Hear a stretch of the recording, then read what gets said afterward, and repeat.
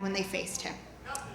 Yeah, yeah. Honestly, I believe this game's evolving, and I've evolved with it. I believe that.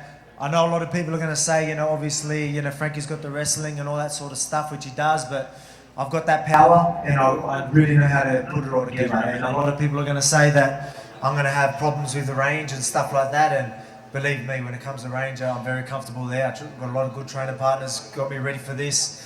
But again, there's going to be people doubting me, but we're early days away where, I can prove them wrong, and all my supporters, I can prove them right.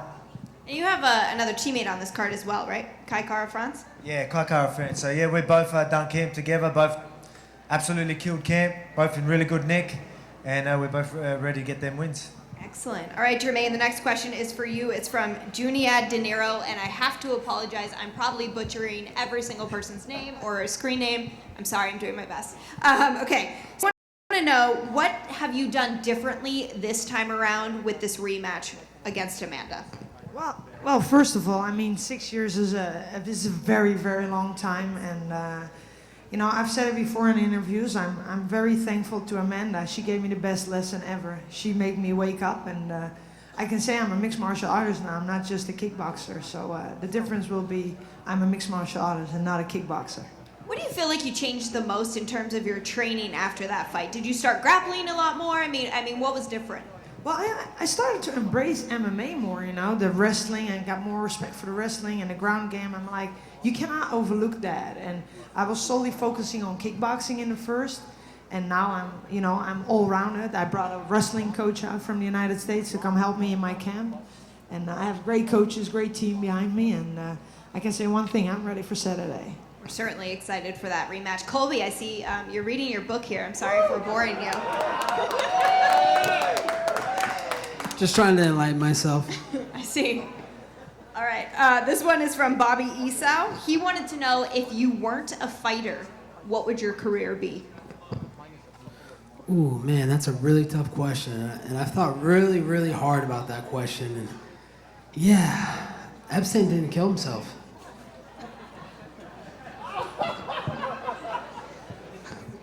Oh my God. All right, and what about your answer for that one? The only thing worse than being on the Clintons hit list is being on my hit list, and Marty Fake Newsman is going to experience that on Saturday night. Oh, Colby, you're making my job really fun today. Do you not have an answer for our fan question? I was expecting you to say something provocative about what your career would be, but... Yeah, Epstein didn't kill himself. I know the fans out here, my haters are dumb, but they're not deaf. Oh, God bless you. All right. This one is for all of you guys. This is from 5th Round Lawler 2. Great username. Who do you guys believe is the MMA GOAT? Who do you think is the greatest MMA fighter of all time, excluding yourselves, obviously? I don't believe there is a GOAT. I honestly don't believe that. Everybody's beatable, and it's been proven over and over again. There's been a time that a champion has a long reign, but everybody is beatable. Everybody has 2 hands, 2 feet. Everybody can be defeated. Are there fighters out there, Germaine, that you enjoy watching, or fighters you feel like you've been able to pick things up from as they've made their journey in MMA and the UFC? I think every fighter, is amazing. It takes a lot of balls to walk out of that tunnel and, step in that octagon. It's pretty scary at times, I have to tell you. Alexander, what about you? Yeah, look, I understand what she's saying, but I still think that there's guys that, fighters that have done a lot. GSP, as one of you said, obviously great legend of the sport. I'm a big fan of Demetrius Johnson. I think seeing what he done. So, it's just I've probably obviously Anderson Silva. I know these fighters probably end up losing later in their careers and stuff like that, but when they were gone, even Aldo and things like that, in their prime, while they were, absolutely killing it, I've got to give them so much credit, so I'll probably throw them 3 names out there. You mentioned Jose Aldo, who you have faced and beaten. What do you think about his fight this weekend? Man, going down in weight, I thought he cuts a fair bit going to featherweight, so this is I seen a photo, 5-6 weeks ago, and it didn't look good. So I hope he's healthy going in there, I really do. Humble bloke, good, legend of the sport. I hope he's all right. But if he's healthy, I think he wins. But let's just see if he's healthy. I saw him this morning. He was in great spirits. He was over at the host hotel. He seemed like happy Jose. So we'll see what the next 48 hours obviously hold for him. Those are the most difficult. Colby, do you have an MMA go? Are you just too busy reading? I know that you're very close with Matt Hughes. Maybe he's your guy. I mean, Everybody knows I'm the greatest of all time. GSP's a bum. He's in Canada eating poutine. I'm in America eating poutang. and here we are. I'm glad he answered the question that time. So that's good. Yeah, I appreciate it. Okay, let's see some more questions from fans. Oh, I like this one, actually. This is from Infame Slayer. Have you guys ever fanboyed or fangirled over meeting another fighter or another athlete? Hell yeah. Justin Gaethje, seriously, I'm a huge fan of Justin Gaethje. So when I saw him, like, dude, can I please take a picture with you? Yeah, absolutely.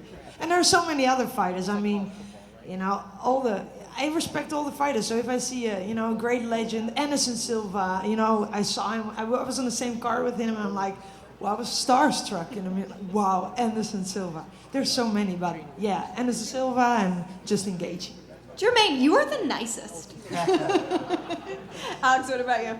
Yeah, I'm a fan of the sport. I really am. So even guys like Chad Mendes and Aldo, even when I fought him, I was honestly like fanboying him pretty much. I'm like, oh, far out. Look who it is. You know what I mean? The same with Max Holloway. I remember after the fight, after Chad Mendes fight, I end up because we're into the same sort of thing. So on his Instagram, I end up writing something to him, and then he wrote back, and I'm like, oh, Chad Mendes wrote back to me.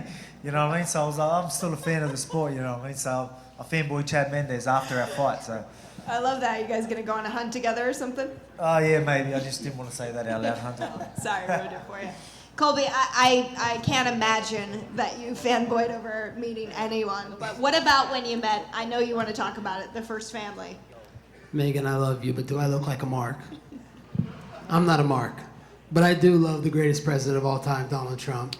What he's doing for America, he puts America first. Can't thank the first family enough for what they do for America. They don't have to put themselves in the spotlight and do what they do for America, but they're saving America, and everybody here should be thankful. Did he call you? I know that sometimes you get to talk to the prez on the phone. Did he call you in the lead up to this fight? He didn't call me in the lead up to this fight, but I'm sure I'll be getting a call after I beat up Marty Fake Newsman on Saturday night. Just like when I beat up Robbie Lawler last fight, he called me, and the Trumps got me staying at their hotel, first class treatment, just like they treat America.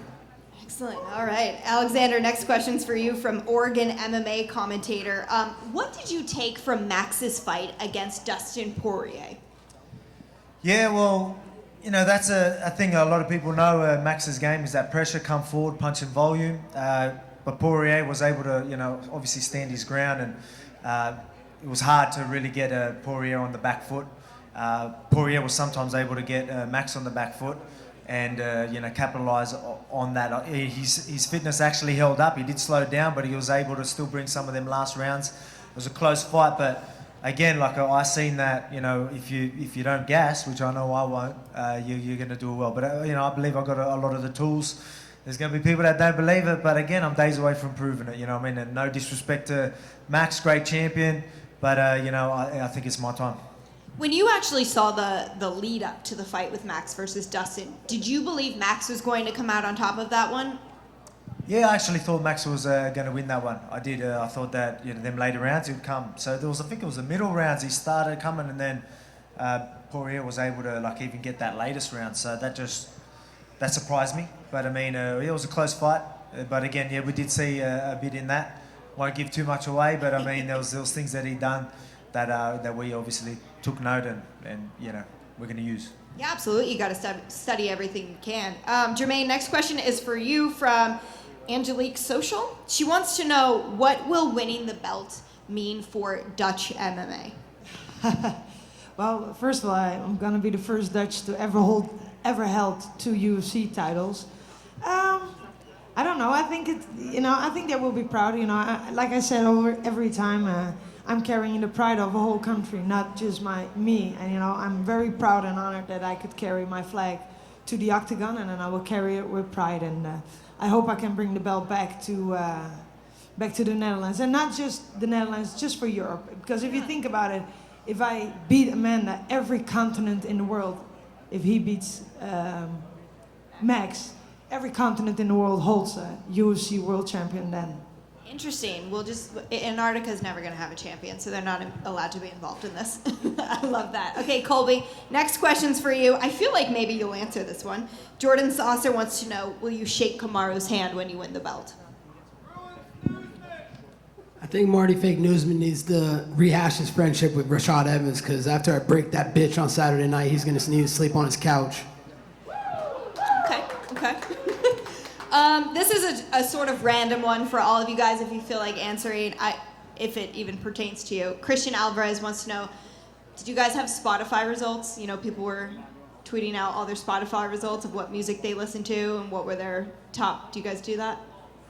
I I've heard about it, but I haven't actually done it. I'm going to do that soon, though. Okay. Sounds like something a nerd or a virgin would do. I'll make sure Christian Alvarez knows that. All right. Did you guys ever consider leaving the sport of mixed martial arts? I don't have a username for this one, sorry. Did you guys ever consider leaving the sport? Obviously everyone has ups and downs in their careers, and when things are slow in the beginning, they can be really slow and really challenging monetarily. Did you guys ever have a time where you thought, maybe I'm going to go down a different path? No, not really. No, not really. I mean, I have a full-time job. I'm a police officer besides fighting, so I'm very fulfilled. I'm blessed. Amazing. Thank you. I'm very blessed. I love what I do. I love helping people. I think it's very important people feel safe, and at the same time, I get to share my love with all these people. So no, I'm happy where I am. How do you balance that, Germaine? I ask myself that all the time. No, seriously. No, I like to stay busy, and I'm healthy. I can do, I have healthy hands. I like to help people, and I think it's very important people feel safe. And I like the distraction. I'm more than just a fighter. I'm me, and I just do what I gotta do. Well, it's really commendable, and I think everybody out there would agree with me when I say that. That's pretty amazing that you do that. Thank you. Yeah. Okay. Well. This one is very random, but I feel like it's a fun end of the fan questions. If this is from SFTD1, Sympathy for the Devil, I guess. If aliens were going to destroy the world and you had 24 hours, what would you spend that time doing if you had unlimited resources? I'm frightened for some of these answers. I know I love my food, so I would go out, and especially right now. So if that happened now, I'd go get some, I don't know, I've been talking about maybe some chicken wings or some burgers or something like that, and just go all out on them just before, right now. Just gorge yourself. That's a good question. I'd probably just hug everybody I love and tell them how much I love them. I said, you're the nicest. That's the nicest answer, Germaine. Colby, I can't even imagine. I'd probably be working on my bedroom cardio. Making your bed, cleaning your room. I totally know what you mean. Okay. I think we can do some media questions now. I see John Morgan with the mic. Go ahead. We'll start with Germaine. Germaine, I know 6 years ago, a long time ago, you said, can you tell us one thing you learned about her that night? I know you said she taught you a lot of lessons, but maybe one thing that surprised you or impressed you about Amanda the first time you met. I think the most thing I learned about it, and the thing that will happen Saturday, is she's not going to stand with me. She's going to shoot on me. Nice. I know you just said you don't believe in GOAT status, but people call her the female GOAT. Where would that make you if you beat her? I mean, it'd be your second belt, and you would have dethroned the GOAT. I mean, would you be in that discussion? Oh, hell no. No. I'm just Germaine, man. I'm just nothing more than Germaine. And that's it. I mean, I have the utmost respect for Amanda, and without any doubt, I would be the last person to say no. She is the very best MMA female fighter on the planet at this moment. And if I beat her, I still beat Germaine. That's it. Very cool. Alex, I want to ask you, I mean, you've kind of called your shot along the way, right? You've never hesitated to say, I belong with the best. I'm going to be there. Now you're here. Give me an idea what the emotion is like, how this experience is playing out versus the way you had envisioned it for all these years. Man, we've had a few chats before, and it's the same. As I've always said, I always just play what's in front of me. I don't really get too hyped over like these things. I don't let it get to my head.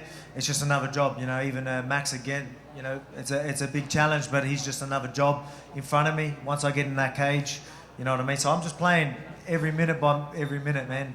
Obviously, it's things that more media, more things that you got to do, but at the same time, I'm me. As she would say, I'm just Alex every day of the week, every minute of the day.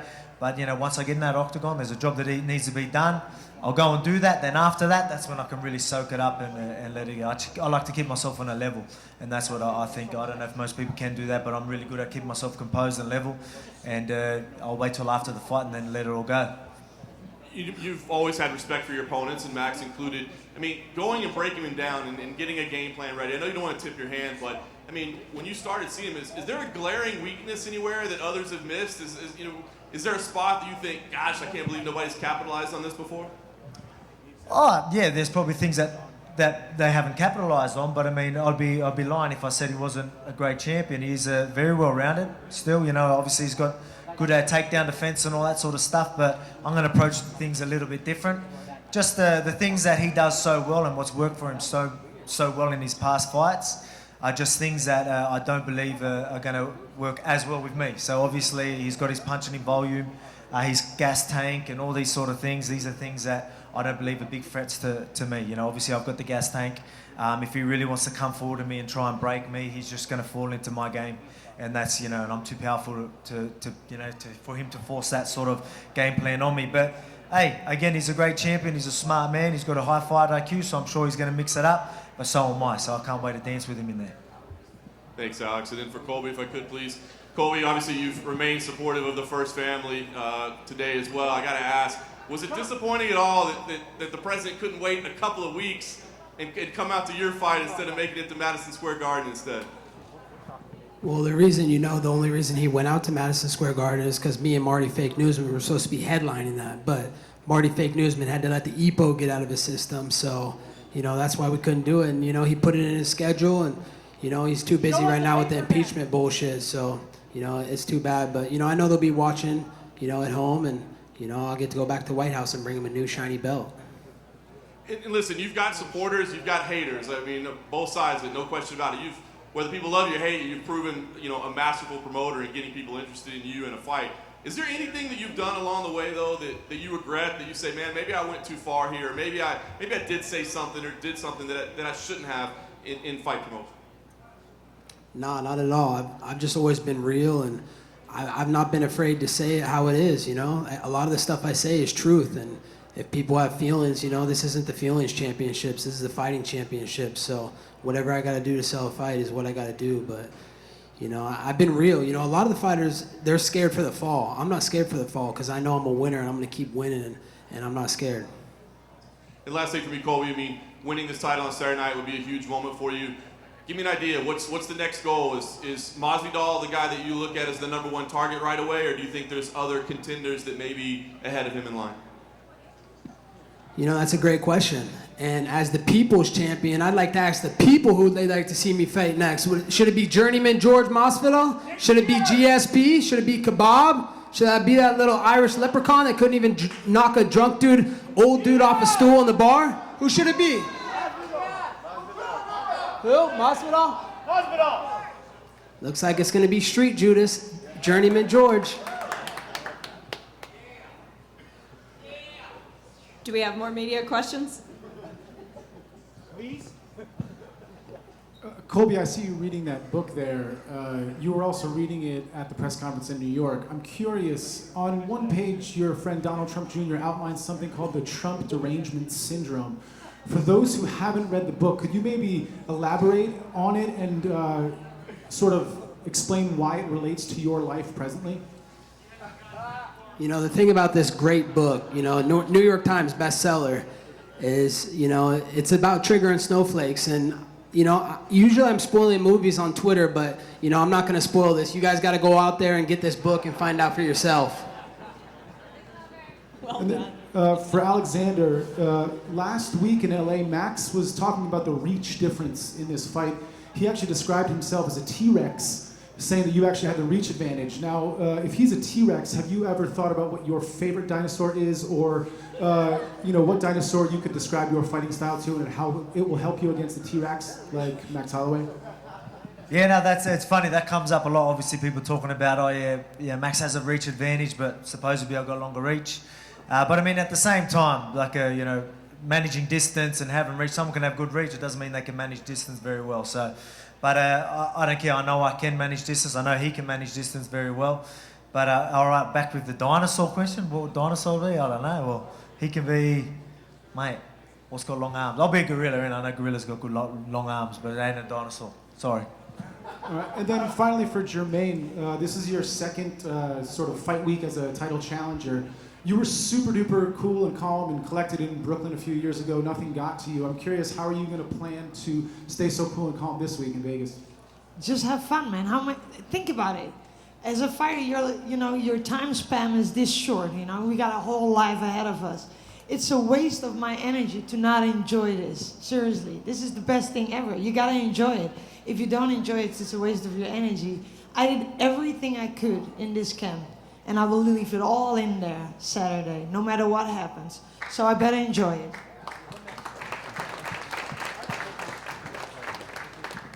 Mark, did you have a question? Oh, go for it. Just first for Germaine, you were the first UFC Women's Featherweight champion. This fight is obviously for the bantamweight title, but is there any scenario where after this, win or lose, you may go back up to 145?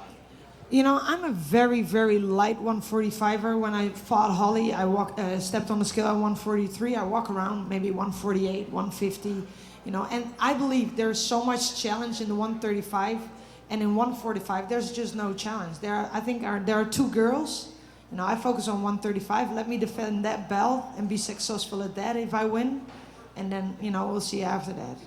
Maybe if you beat Amanda, you can go up and challenge Amanda for her 145. What do you think about that?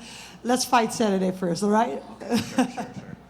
For Alex, Max Holloway was talking last week about how he feels like he'll need to leave the division eventually to become his goal of being the best fighter in the world, maybe the best fighter ever. Is he talking too much about other divisions? Do you think he should focus more on this fight coming up on Saturday? No, man, there's nothing wrong with looking ahead. It doesn't mean he's looking for him. It doesn't mean he doesn't think I'm a challenge. We always looking ahead. I do the same. But I mean, obviously he's cutting a lot of weight. Obviously he's talking about that. But like I said, I'll make that decision easier for him. Again, I don't mean that in any cockiness, but I'm confident I'm going to get the win. I think he was a great champion at featherweight, but now it's my time. He can move up and maybe trying to take out that lightweight title. But yeah, again, Saturday night, it's going to be my night, and again, that belt's changing hands, and again, he cuts a lot of weight. Maybe don't stress your body that much anymore, and I'll stay champ from here. So you said you look ahead too. So what do you see in the future? Mate, look, I'll be honest. So I'll fight the featherweight division. He's both champions in the featherweight division. Aldo and Max Holloway. I've got nothing but respect for them. They were great champions. They fought the number one contenders. Whoever's next in line, they fought. And I'm planning on doing the same. You know what I mean? So, they've done a great job, but now it's my turn to do a great job after Saturday night. So whoever's next in line, bring them on. Thanks, Alex. And then just for Colby, I don't want to interrupt your texting over there, but No, actually, I think your girlfriend was swiping right on Tinder. what color would you say is that suit? I would say that's orange. Orange. And is there any significance? I mean, what would you think? I saw some people saying it was salmon color. I don't know. Salmon? I don't know about that. Maybe on video it looks like. This is a tribute to Nick Bockwinkel, if you know who that is. Of course I know who that is. And why? Remember when he rocked it? Was it a promo that he had? Yeah. So why did you wear it today? In memory of him, in honor of him. I gotta show these people what WWE is all about. And then I was wondering, you've been here for a couple days now in Vegas. Have you seen Dana White? Have you talked to him at all? I know that you guys are kind of on the outs. Any reconciliation there? Everybody knows I ain't got nothing to say to Uncle Fester. And he's not gonna wrap that belt around my waist on Saturday night, I can promise you that. So what's the plan? I mean, that's tradition, right? Dana White wraps the belt around the winner. I know you believe that you're going to win on Saturday. So what happens? What happens? It was tradition until they did the Broken Mediocre Fighter Championship last weekend in New York, and they gave away that Bernie Sanders participation trophy, and they let The Rock put it on Journeyman George. So I want Candace Owens to put it around my waist on Saturday night. Thanks. Cool. Okay, I think that's all the time we have with the challengers. Guys, we appreciate it so much. Is there anything you want to say before you get off stage? There's a lot of fans here. There's a lot of media. Just in case you get your final messages out. Woman for Trump? Where's my woman for Trump? Yeah! You guys have anything you want to say before? Nothing wrong with being a virgin and a nerd. Thank you all for coming out. Thank you guys for coming out and sharing some of your fight week with us. Best of luck to you guys in your fights. Thank you. All right, guys. I'm thinking maybe the champs are here, but I'll find out in a second. Just a quick reminder, weigh-ins are at T-Mobile on Friday. Doors open at 2 o'clock because we will have a special press conference for the UFC Houston event, UFC 247. We'll have John Jones, Dominic Reyes, Caitlin Chukagian, and Valentina Shevchenko, the 2 belts that are on the line, and the 4 people that will be fighting for them. They will all be in town. Make sure you get to T-Mobile early. Doors at 2. And, of course, if you don't have your tickets for the fight yet, make sure you head on over to Ticketmaster.com, go over to the arena, pick up your tickets for Saturday's UFC 245. Do we want to... We're going to take about a 5-minute break, let the champs get here, get together, and then we'll be up here doing the same thing you just saw. Cool. Thanks, guys.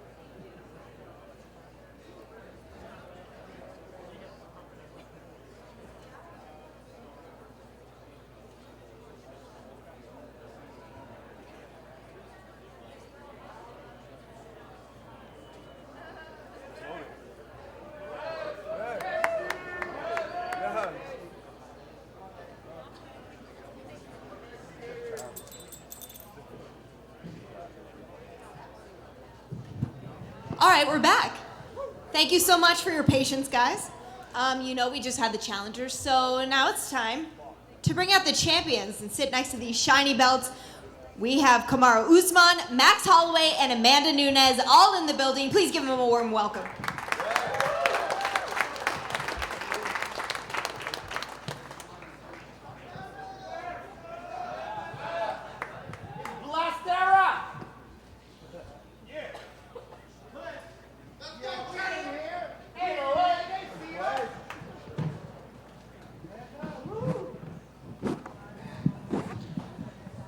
First off, I told them backstage, these might be 3 of the best dressed fighters we have on our roster. So I just want to take a moment to acknowledge that. Dapper scrappers all around. I mean, y'all know how we do, right? All right, so like I told you guys, we have some questions from Twitter, and then we will get questions from media. So I'm going to start off with a group question. This one is from Telvin on Twitter. And I think it's interesting, because you're all champions, you've obviously all been at the pinnacle of the sport. How did you celebrate your championship wins? I couldn't really celebrate because I was hurt for a while. You know, I always plan this. When I'm done, I'm gonna go take a trip somewhere exotic for like a whole week. Just eat, get fat, drink, do whatever. Nah, I was laid up in the hospital the next week, so I didn't really get a chance to celebrate. But after this one, though, I'm gonna celebrate in style. I might take the private jet to Nigeria. What's up? That's champ shit. I'm trying to get like y'all. What about you, Max? Any of you guys watch Creed? Remember Yeah. when you remember the scene when he said that he just won, he knocked out someone, I forget who it was, and he's like, yeah, we're gonna take the city, let's go. And then the next scene is him sitting on the couch, falling asleep, eating ice cream. That's pretty much what I did in Toronto. We were like, yeah, let's go crazy. And then we actually went to go eat. We went to the hotel room and I got ice cream wasted. So that's about it. So right after the fight, I drink a beer and I sleep. And the next day, I go for my friend's house, or I do a huge barbecue at home. And then Lambert, the owner of the gym, he always make like a huge dinner for all of us in the Shima restaurant. And we all celebrate. I go to Brazil, see my family, do a bunch of things. Like, have some fun right after, for sure. Those were 3 like very grounded answers, not like any, crazy outlandish parties at a nightclub, or I bought a Maserati as soon as I walked out of the arena. You guys are all good. All right. Let's move on to some more fan questions. Max, I'm going to start with you. Lemonhead wants to know, what has your toughest opponent been to date? My toughest I should opponent to date was probably, I would say, was Andre Fili. And he's probably the hardest puncher I faced too. So I think Andre Touchy-Fili, that guy can crack. I know he's a Samoan too, so that's probably why he hits so hard. Dang, that's unexpected because, obviously you've been in these big title fights, you finished Andre, but really interesting. Do you guys have somebody that comes to mind in terms of who your toughest challenge inside the octagon was? For me, I would have to say maybe Leon Edwards, just because it was harder for me to break his will. And he stayed in there. It's just something about fighters. When you're fighting, you can feel the other guy. You know when stuff are landing, they're affecting him. But for him, he was in there. He hung in there the longest time. So I think that was probably, I would say, my hardest to date. Yeah, I say Valentina. I think it was a tough one. It was 25 minutes, like pretty tough one. But I was able to get the victory. All right, one more for the whole group. This one is from Fameslayer. Being world champions and some of the baddest people on the planet, do you guys have any phobias? Yeah, I don't like snakes. I'm just gonna be honest. It's just something about them. There's no bone in their body, but the way it's a snake. A snake is a snake. But I'ma kill snakes, that's what we do. We kill snakes. It's just something about snakes. I don't care if they're non-venomous or whatever it is. It's a snake. I don't care if it's small, if it's big. If you see a snake, everybody's gonna do this. So I would have to say snakes. I guess if we're talking about bugs, it's a flying cockroach. You guys ever see those bad boys? Yeah, keep them away from me. It doesn't have to be a bug. No, I really can't think. I probably have a lot. If we sat down, if we had all day, I'll go down to it. I got a bunch of phobias, I think. So, but right now, since he talked about snake, flying cockroach, don't ever bring one. You're gonna get spinning back kick. You bring one cockroach around me. I say I have two things. Fly, one of them. I'm like terrified to fly. Really? So, yeah. And you have to fly a lot as Yeah, a I UFC do. champion. Yeah, I always have to sleep literally the whole time fly. My doctor giving me like a medicine that I be able to really not have any anxiety. But I thought one time I'm gonna have a heart attack, and that was the huge like thing. I have to get a doctor. I have to go. I have to fix this, because I'm gonna fly a lot. And the second one, needles.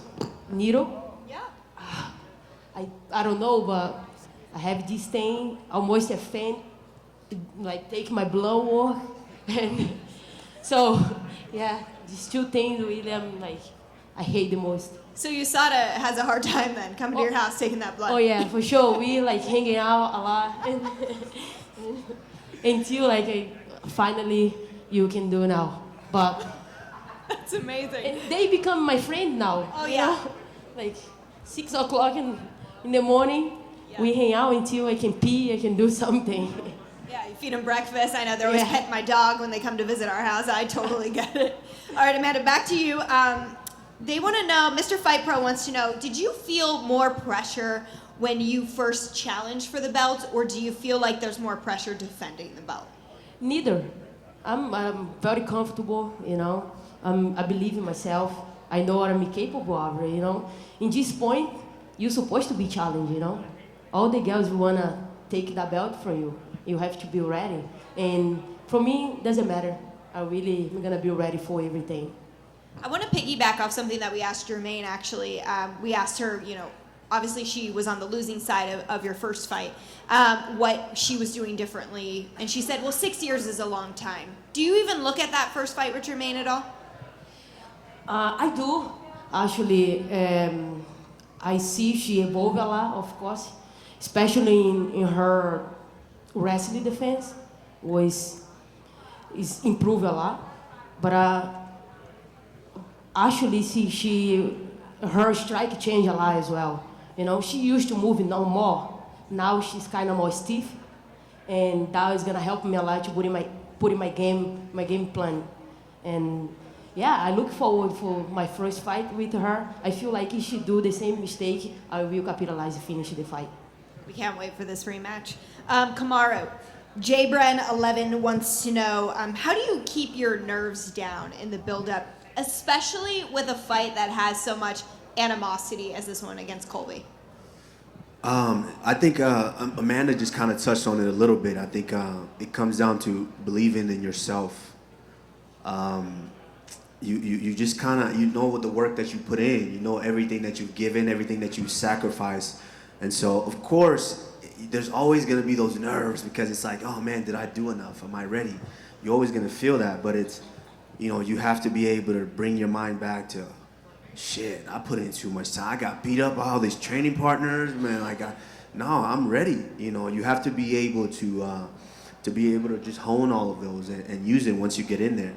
I've surprised myself sometimes with some of the things I'm able to do in there, because we all know, 3 weeks, 4 weeks before the fight, leading up to the fight, we're getting beat. You're just tired. Your body's exhausted from all the long training camp.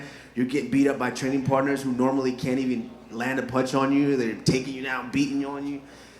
But it's just a matter of, just believing in yourself once you get in there and controlling all of those nerves. I think that's truly what makes champions champions. Absolutely. Max, you told me that you wanted some fun questions. So Arturo Jr. 91 wants to know if Spam is an essential part of your diet. Spam musulis. I wish. You see, everybody keep talking about, look how big. I got problems stop eating the cupcakes, so I gotta give up Spam or cupcakes, and I got a sweet tooth, so cupcakes. Okay, fair enough. I'm going to go with a more serious question now. From Fight Night Chat wants to know, how have you dealt with your losses so well and bounced back so successfully? It is what it is.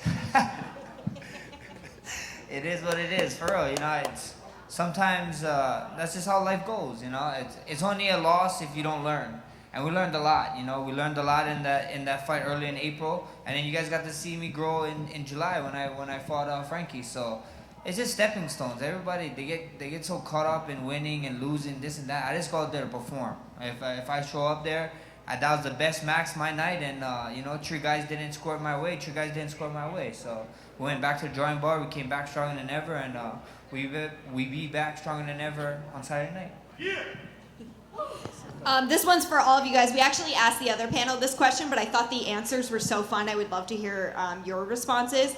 Have you guys, this is from Infame Slayer, have you guys ever fanboyed or fangirled over another fighter or athlete? Yes. This was before I got into MMA. It was the first time, and ultimately the guy that ended up pushing me towards MMA is the first time I met Sugar Rashad Evans. I was at the Olympic Training Center, and I got called up to Denver to just come train with my friend King Mo. And so I get up there, and I'm in the locker room. And at this time, I'm living at the Olympic Training Center. I'm just a wrestler. And I'm in the locker room. I'm changing. All right, King Mo, then we're going to train. So my back was turned to the door, and two guys walk in. King Mo walks in, and then follows him. Behind him was Sugar Rashad Evans. And this was after Rashad just beat Rampage in that big fight. So he walk in, I turn around real quick. I'm like, oh, shit. That's Sugar Rashad Evans. Inside my head, I'm like, but I ain't gonna say nothing though. I'm gonna be cool, you know, I'm gonna play it cool. And we went out and we trained, and after that, I couldn't believe how amazingly cool and down to earth he was. I love that. Max? Yeah, it was actually Aldo. One of my friends was making his UFC debut on an Aldo card. I forget who Aldo was fighting though. And then I was walking past the media room, and then that's the first time I saw Aldo in person and live. I was like, I walked past, I stopped. I was like, oh my God, it's Aldo. I need to go shake this guy's hand or something or whatever.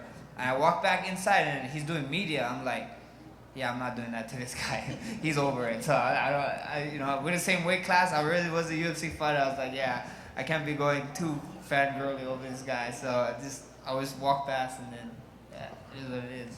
Did you reflect on that when you faced Aldo those 2 times? Yeah, a little bit. You know, I had that moment with Leonard Garcia. That Leonard Garcia fight was huge for me, because I remember taking that fight with Leonard. I remember looking at the octagon. We were standing in the octagon. I was looking across the cage. I was like, and I turned to one of my cornermen. I forget who I said. I was like, holy shit, I'm fighting Leonard Garcia. Like it finally hit me. Like it didn't hit me until I was actually fighting him. You know, I watched these guys in WEC, you know, for a long time, since I was in high school. And I was here 20 years old fighting him. So I was like, man, this is crazy. What a time to be alive. And then, and then with the Aldo thing, you know, it's like a lot of people know I base my game off of Aldo. Like, Aldo is one of those guys that, to me, was in a wrestling dominant sport. He was a striker doing it. And I was like, oh my gosh, strikers can be champions, so I can do this. So, what's up? Amanda, what about you? Growing up, I play soccer a lot. I'm a huge soccer fan. And I'm a huge fan of Ronaldinho Gaúcho, Messi, Cristiano Ronaldo, all those guys. I'm a huge soccer fan, and I want to be a soccer player. But things changed. I'm here now, but Things worked out. Yeah, I feel like they're just fine for you. Yeah, definitely. All right, let's see. Did you guys do the Spotify thing? People were interested in yours. Did you guys do that? Spotify. Oh yeah, The I'm in the results? process of doing that now. I'm still Right. throwing music out there. I have a crazy taste in music. It might be rock and roll. It might be The Red by Chevelle one day. It might be LMA Booed Up. It might be something crazy one day. Of course, everybody knows I love my Afrobeat. You know, so. Did you guys do that? No, I'm an Apple Music kind of guy, so let me know. I'm with you. I listen a lot of Brazilian music, you know, samba, axé, pagode, like a bunch of things, sertanejo, and I have some fun. Listen, sure. All three of you always seem to have fun. I feel like I've never been around you where you're not having a good time at whatever point in fight week or camp or outside of camp it's ever been. You're three of like the most chill athletes to be around. We litty. Yeah. All three of us. Let's see. What else do we have? What kind of meal? What's your go-to meal after a big win? I'm not really a bad eater. You know, I don't really like chocolate or candy or none of those. I don't have a sweet tooth, but Show off. I would just, I mean, I wish I was Shame on because you. I see people eating chocolate. I'm like, damn, that looks so good. Like all these My cakes problem and with- pies. Everybody talks about Thanksgiving like, oh, I'm gonna get a pumpkin pie or a pecan pie, and I'm just like, man, I wish I was into that stuff. But for me, it's just, I love Thai food, so chicken fried rice or combination fried rice. I'm into that. We got some Thai spots Especially here now. in Vegas that are amazing. Don't remind me. After your fight. I love baked goods, pastries, donuts, cupcakes, whatever. Somebody gave. Me too. Actually, one of my fans just gave me a basket. It's on embedded and had 2 cupcakes in it. I was like, really? Like right now? But thanks for looking out. But I love any baked goods. You want a key to my heart? Go bake me something real good. The sweet stuff is, I miss the most in my diet, and like chocolate, like ice cream, all those things. Like I can't wait after the fight. I can like really sit down in front of the TV and then just like stay there. They're all ready for weigh-ins in 48 hours is the moral of this story right now. You wanted some weird questions, so here we go. This is a space aliens question I asked the last panel. If space aliens announced they were going to destroy the world in 24 hours and there was no way to avoid it, and you had unlimited resources, what would you spend the time doing? Well, it depends. Are they like destroy? They got like laser cannons, like all stuff that we can't defend against, or they just got regular shit to fight us like we got? I think they do. I think they have lasers. Okay, if they got all that stuff that we can't defend against, I mean, we're fucked. They just gonna kill us. But if they don't, I'm gonna assemble an army. Francis Ngannou will be in the front of the army. So, come on, aliens. Yeah. I would get all my family together, get Nina and everybody, my dogs, all the animals together. Let's die together, Let's hug each other and let's go together. Very respectable answer there. I mean, that's all you really can do. Get your family, have one last supper. They said they're gonna destroy the Earth, right? They're not gonna take us. They're gonna destroy it. So 24 hours. Let's just like binge food. Let's go hit up Cheesecake Factory or something, and let's just make them cook a bunch of freaking cheesecakes. I want them. Okay, that's fair. I don't know if anyone will be working those last 24 hours. They usually got some just on display all the time. So maybe we fight over You those. know it's somebody gonna be there working that overtime, getting that overtime pay. Just in Somebody's case. there. Yeah. All right, let's go to something a little bit more respectable here in my questions. The username is he should finish. Does your motivation ever dip? Obviously, you guys are constantly training so hard. There's always a new challenge and a bigger fight in front of you. But do you ever just have days where you're like, oh, how do I keep going? Yeah, I think it's very, very hard, which is why like time never stops for anybody. It keeps going. So it's very hard to just you can't be 21 forever. Like Max he was 21 when he seen Aldo, but I'm sure Max was hungry as shit. Like he was like, I'm making maybe 8 and 8 or something at that point. Like I'm trying to make millions. I'm trying to take care of my family. So motivation changes. But now when you start making the millions, motivation changes. So it's gonna be a wave, but it's part of being a champion is finding a new way to get that motivation back to stay a champion. Yeah, I feel like the hardest part is like when you 3 weeks away and then you get injured. And then you're looking at me like, how am I gonna do this? I have to go to the gym, I have to train, I have to I have to walk the gym, what am I gonna do now? And then you can question a little bit like, damn, like, if I'll be able to make it, I don't know. But, my wife is next to me every day, you know. You have to have somebody like that push you sometimes when you really like not that. But when I walk out to my bedroom, I see my 2 belts, actually couple belts in my house right now. And that is the biggest thing motivating me. I want to see those things forever in front of me every day that I wake up. And I walk the next day and go to the gym, even sick. When I go to the gym, the coach put something together, we can at least break a sweat, you know, and I go back home happy. Yeah, for sure. You know, it's people keep forgetting we humans too. You know, we got mental stuff, we got personal stuff going on. Injuries happen, and you just gotta get remotivated. You know, like George St. Pierre once said, it's easy to win the belt, but it's hard. It's harder to keep defending it, and people don't understand why it's hard to defend the belt. It's hard because we already, us champs, we just re-earning what we have already. Like we don't even get new belts anymore. We get little octagon things now. We should get rings though. UFC, get me a ring.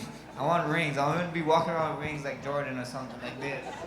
Tom Brady too, you know. So at the end of the day, that's just it. You know, you just gotta keep on digging deep in yourself and finding questions. Like me and my team, what we love doing, we love figuring out questions or problems. Like people say, like this guy gonna be too much in for Max here, this and that. Be like, okay, I'm gonna jump right in the deep end with this guy and let you guys know, like, is he too much or am I too much? So at the end of the day, it's just figuring out what you want and just keep striving. All right, one more question before we turn it over to media. Do you guys have an MMA greatest of all time in your mind, excluding yourselves? Is there somebody either that you've just always loved to watch, or you think, oh, that was the greatest fighter of all time?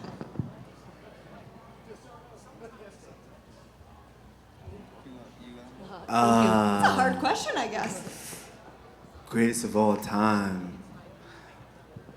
Honestly, I might be a little biased because I kind of know the guy. I would have to say maybe John Jones.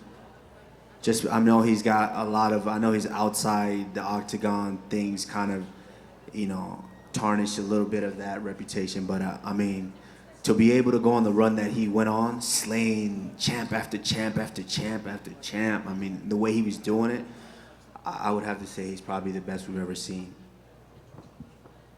No offense, guys. I feel definitely John is pretty fun to watch, and George St. Pierre as well. I feel like watching him fight, like the time he has, like the time of the takedowns, everything's like pretty amazing. And I look up to that kind of style a lot, you know. I wanna be able to time everything in the fight, and I've been doing that very well, you know. Whatever, when I want to take the person down, I'm gonna do it. When I want to strike, I want to strike. Feel like George St. Pierre, I look for a lot of that style. Yeah, I think mine's a GSP. Yeah, just amazing, you know, especially what he did and what he was doing, and then it kind of showed how he's human too. Like that Matt Serra fight kind of got away, and then he came back, and he just kept becoming stronger and stronger. So I think GSP for sure is up there for me.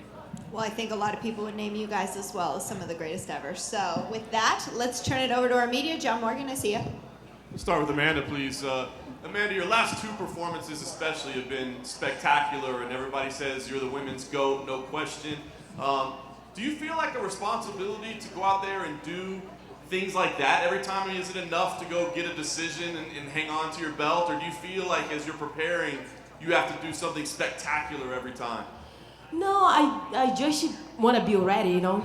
I have to defend those belts, you know. I don't want to have those belts at home, and no, I want to keep making history, you know. Keep having the belt, defend as long as possible, and be ready. I think that be ready, mentally strong to get through everything. And I know you've made it clear you want to keep defending both belts. Can't look past this fight, of course, but 2020, next year, what's it going to look like? Ideally, what would you do next year? I'm going to defend my belt right after this one. Next year, I want to defend my 145 belt. Keep making history. Keep making something nobody did before. And would you go back and forth each time, you think, or would it depend on who's ready? Yeah, I'm going to do it, you know. It depends on my body, you know. If my body responds very well, and I will keep doing till forever. Thanks, man. Thank Max, Last time you were scheduled to compete here in Vegas, things didn't go so well. I'm just curious kind of what the vibe has been like as you've been in town. I mean, have there been any like weird memories from that week or weird things where you're like, you know, kind of feeling eerie memories of that week? Nothing at all, man. This is the 9th island. I got a bunch of Hawaiians here. I got a bunch of Hawaiians flying in. A bunch of Hawaiians live here, so I just can't wait for Saturday, man. I can't wait for these weigh-ins, get these weigh-ins over, and then I get to see Alex Acosta octagon for me. Can you talk about where you're at? I mean, you fought everybody at 145. I mean, you fought the greats, man. This is guy, you know, it's kind of his time in the spotlight for the first time. Where does he rank? What do you see in him? Is he a worthy challenger? Oh yeah, for sure. He's the #1 contender. He went to Rio, fought the King of Rio, got a decision in Rio. So you know, kudos to him. But this is MMA, man. You guys all know. You guys all work in the MMA business. There's a new face every 2 weeks. So whatever face, whatever cupcake, whatever mysterious flavor pops up, let me know. I want the first crack at it.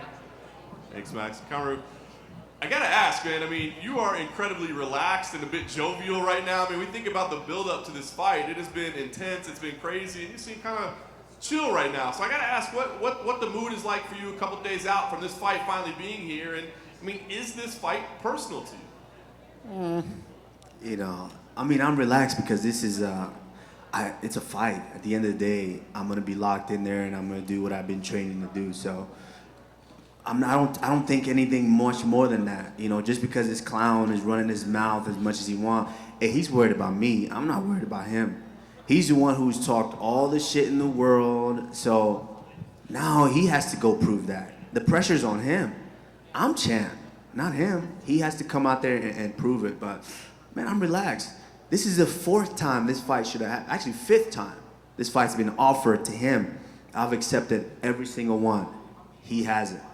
So there's no other person for him to fight except me. So that's why he's pretending to you guys like, oh, he wanted this fight, this and that. Because there's nobody else. You want to be the champ. You got to come beat the champ. So Trash talk is trash talk. I mean, that happens leading into fights, but he's laid some serious claims on you out there about like failing drug tests and not being able to pass USADA. Obviously, we haven't seen any of that, but I mean, what do you think when he says things like that? Okay, if I failed a drug test, wouldn't you guys know? I mean, John Jones, some of these guys are the biggest stars. If they fail the drug test, everybody knows. Wouldn't it be better for the company to not leak those guys failing drug tests rather than me? This is just stupid. This is him trying to make excuses why he's gonna get his ass kicked on Saturday night.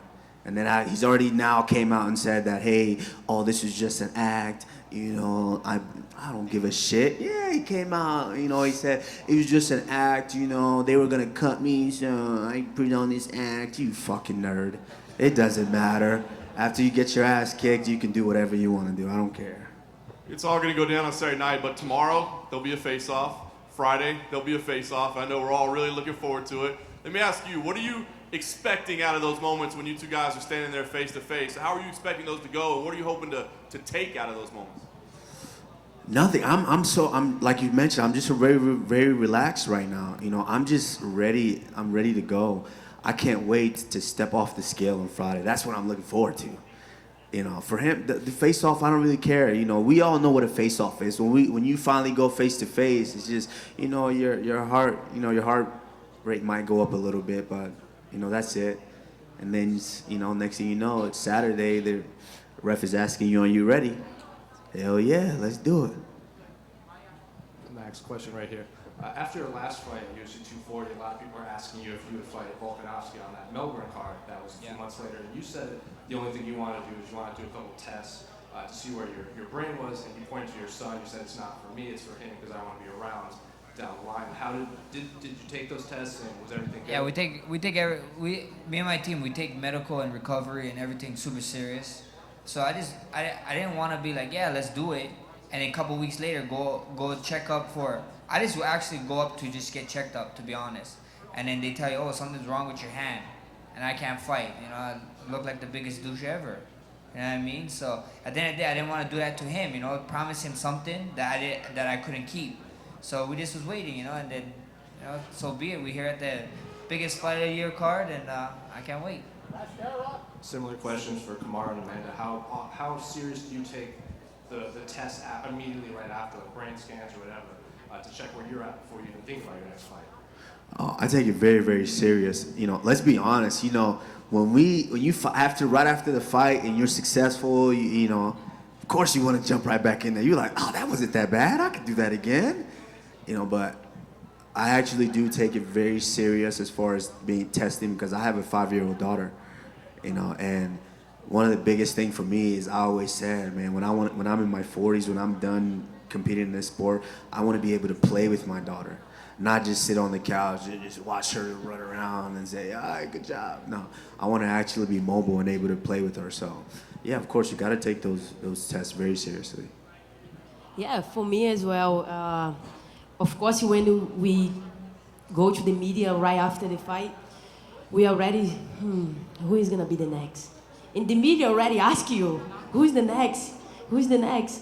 But, of course, I take my vacation very serious.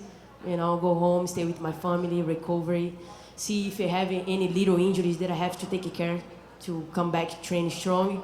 And yeah, waiting for the next step right after. Max, you actually said that Andre Fili was probably your toughest fight to date so far, but looking at Alex, in what way could Alex be your toughest fight, and in what way could Alex be your easiest fight? The beautiful thing is we get to find out. We get to find out come Saturday, you know, we see what happens. I don't know, you know, everybody can be like, oh, maybe you fought this guy, he's like Alex, but he's not, you know what I mean? And there's a lot of guys that be like, oh, Alex fought guys like you and look what he did to him, but they're not me. Was those guys ex-champions, you know?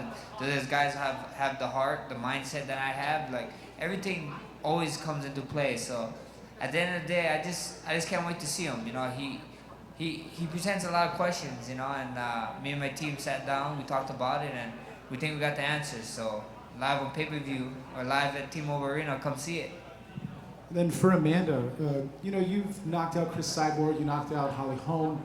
Germaine de Randamie, you know, had a very close fight with Holly Holm, and she opted to drop the belt rather than even fight Cyborg. So I'm curious, when you're looking at her as a competitor and as a champion, how do you really feel about her, considering that she would walk away from a belt rather than fight someone? You only prove it if you are champion, if you defend your belt. You know, she proved she gave up her belt. She's not supposed to be in this spot that I am in right now.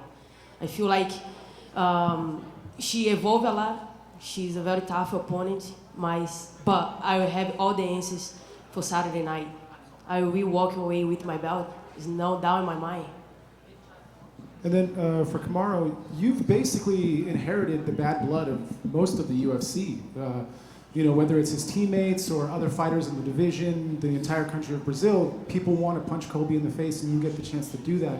But I'm curious, where does it begin with you? You guys have both been based in South Florida at rival camps. I mean, at some point along the way, you must have come across each other before this fight, knowing that you're going to fight each other one day. Actually, my second professional fight, he was offered to me, and that was in 2012. I was 1-0. I just started. I'd never done jiu-jitsu ever in my life, nothing. You know, I just came in as a wrestler and I started striking in our crazy gym. And so they offered him to me. And I said, yeah, I didn't give a shit. I was broke as hell. So I said, yeah, I'll fight him. Give me 1-on-1, I'll fight him. Yeah.